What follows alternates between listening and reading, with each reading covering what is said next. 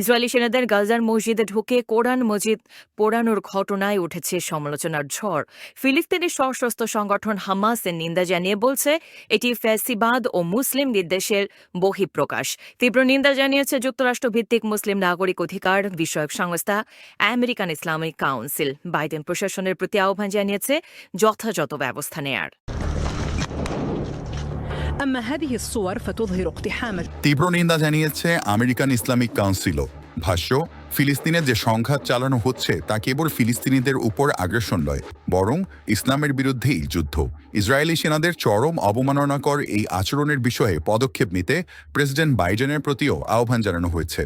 প্রায় 11 মাস ধরে চলমান হামলায় নেতানিয়াহু প্রশাসন নির্বিচারে হত্যাযজ্ঞ তো চালাচ্ছেই, প্রতিনিয়তই আঘাত করছে মুসলিমদের ধর্মীয় অনুভূতিতে।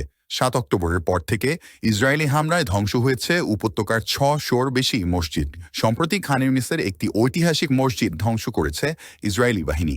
গেল সপ্তাহেও 7ই শরণার্থী শিবিরে একটি মসজিদে চালানো হয় বিমান হামলা।